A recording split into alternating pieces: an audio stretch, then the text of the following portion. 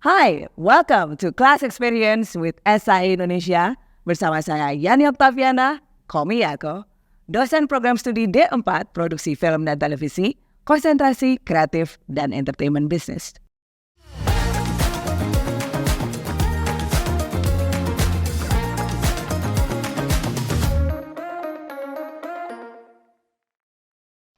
So, what are we going to be talking today? Hari ini kita akan ngobrol tentang talent scouting. Ada yang tahu talent scouting itu apa? Well, as you know, talent is one of the most important elements in the industry. Dan kuncinya adalah finding the right talent and placing them in the right place. Pastinya harus sesuai dengan profesinya. Kalau di dunia kreatif dan entertainment, itu banyak sekali ya, beragam-beragam profesi yang ada. Dari mulai di musik industri, dari mulai di entertainment industry itu sendiri. Kemudian di game industry, di desain, animasi, film. Beragam sekali profesi yang dibutuhkan untuk membuat sebuah output. Sehingga sangat penting untuk menempatkan talent-talent tersebut di posisi-posisi yang crucial tersebut. Kuncinya ada di mana? Let's check out the next one. Alright, so what's next? Pertama-tama, pastinya kita harus tahu definisi dari talent scouting. Right? What is talent scouting? Ada yang tahu nggak? Talent scouting itu proses bagaimana kita menemukan seorang talent. Karena finding the right talent ini seperti mencari gem, hidden gem. The world out there is so big dan pastinya banyak sekali talent-talent yang mungkin belum terdiscover atau belum terekspos sebelumnya. Sehingga talent scouting itu merupakan proses dari pencarian talent tersebut. Semakin menarik ya. Alright, let's go to the next step. What's the next? Can you find out what it is? Right, the first step would be talent identification. Ya, identifikasi talent.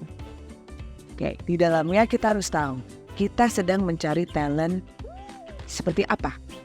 Profesinya apa dulu nih? Seperti yang saya bilang tadi, di dunia kreatif dan entertainment berbagai macam profesi yang ada di sana. Ya, misalnya, kita sedang mencari seorang animator. Ya, seorang animator. Nah, talent identification ini prosesnya salah satunya adalah core competencies. Apa saja core competencies yang harus dimiliki seorang animator? Can you guess? Apa ya? Pastinya dia harus bisa membuat sebuah animasi.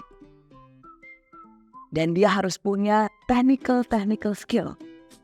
Menguasai software. Kemudian dia juga mungkin menguasai pembuatan storyboard. Kemudian dia juga perlu memiliki soft skill. Soft skill apa yang diperlukan seorang animator? Kemampuan bekerja bersama tim. Karena kita tahu di dunia film animasi itu tidak hanya dikerjakan oleh satu orang saja. Tapi beberapa orang. Artinya dia harus mampu bekerja dalam sebuah tim. Lalu soft skill apa lagi yang diperlukan? Bisa menebak soft skill apa saja yang diperlukan oleh profesi animator? Tulis di bawah jawabannya.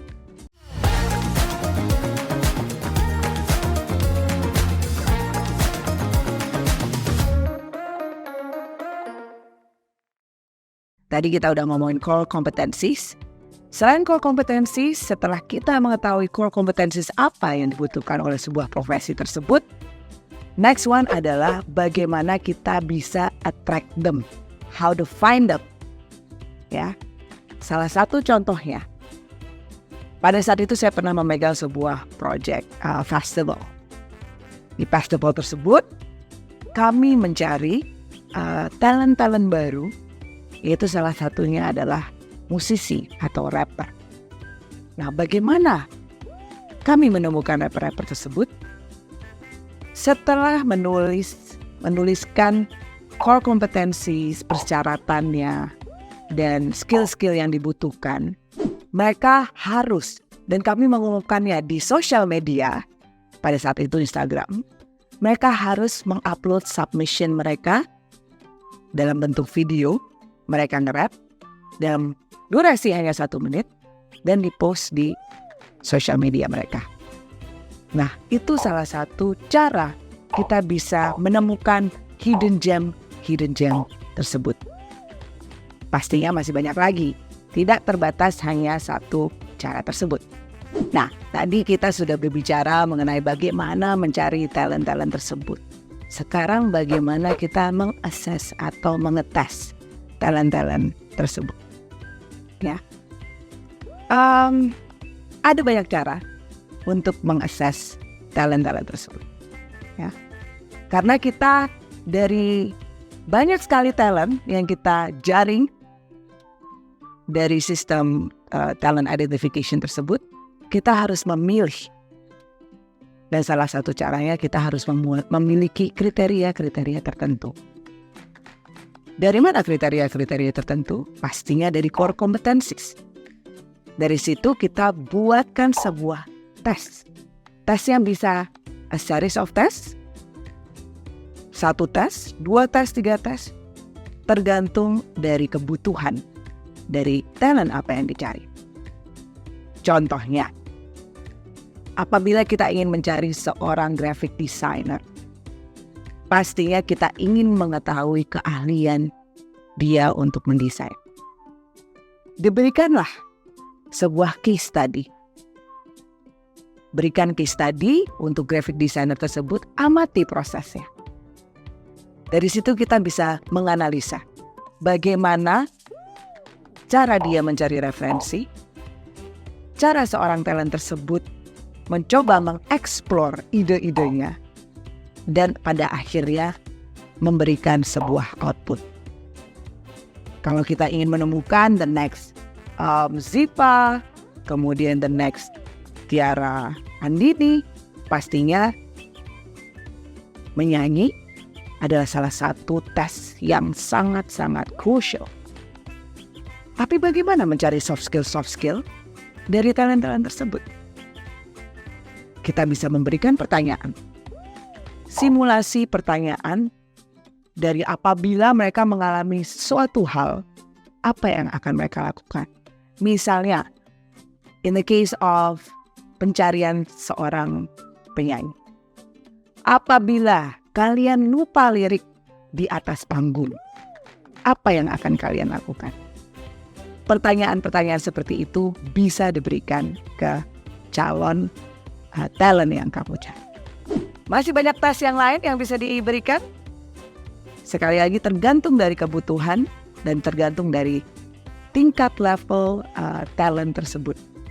Pada akhirnya kalian akan bisa menemukan talent yang dibutuhkan dan placing them in the right place. Ingat, this is a very crucial place, a very crucial step to find the right talent. Alright, that's it for class experience for talent scouting. Stay tuned terus untuk video class experience berikutnya. I'm Jakob, signing up. Peace.